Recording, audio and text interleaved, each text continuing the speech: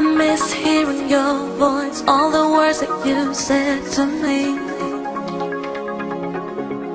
But now this empty space fills me up and takes over me, and I can't escape.